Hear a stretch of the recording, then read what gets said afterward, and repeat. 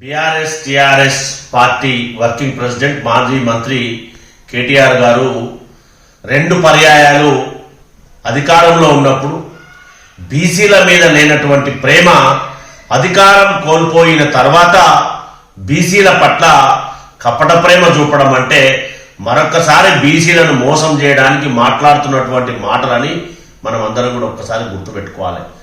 రెండు పర్యాయాలు తెలంగాణ రాష్ట్రం ఏర్పడిన తర్వాత బీసీలకు స్థానిక సంస్థలో ఉన్నటువంటి రిజర్వేషన్లు తగ్గించి ఎన్నికలకు పోయి ఎన్నికలు నిర్వహించినటువంటి మీరు అధికారంలో ఉన్నప్పుడు బీసీలకు కల్పించవలసినటువంటి రిజర్వేషన్లు కల్పించకుండా అధికారం కోల్పోయిన తర్వాత మరొక్కసారి ఇప్పుడు డ్రామాలు ఆడే ప్రయత్నం చేయడం అనేది చాలా శోచనీయాంశం అనేది కాంగ్రెస్ పార్టీ పక్షాన ఖండిస్తా ఉన్నాం.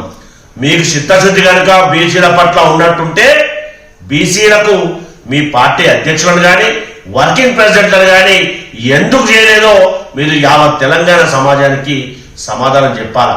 అది చెప్పకుండా బీసీలను మరొకసారి స్థానిక సంస్థల్లో వాడుకోవడానికి మోసం మాటలు మాట్లాడడం మానుకోవాలని చెప్పి కాంగ్రెస్ పార్టీ పక్షాన హెచ్చరిస్తా ఉన్నాం. దాంతోపాటు గౌరవ మాజీ మంత్రి మరియు హరీష్ రావు గారు పోలీస్ వ్యవస్థను చిన్న చూపు చూసే విధంగా మాట్లాడమంటే చాలా శోచనీయాంశం. తెలంగాణ రాష్ట్ర శాంతి భద్రతలను బీహార్ రాష్ట్రంతో పోల్చడం అంటే తెలంగాణ రాష్ట్రంలో ఉన్నటువంటి శాంతి భద్రతలను విఘాతం కలిగించే విధంగా మాట్లాడమంటే చాలా శోచనీయాంశం. కాబట్టి దయచేసి ఒక ప్రతిపక్ష పార్టీగా ఇలాంటి పిచ్చి ప్రేలాపనలు మాట్లాడడం అనేది మంచి సంస్కారం కాదు. ఇది రాజకీయాల్లో తగదని చెప్పి కాంగ్రెస్ పార్టీ ప్రజాప్రభుత్వం పక్షాన హెచ్చరిస్తా ఉన్నాం.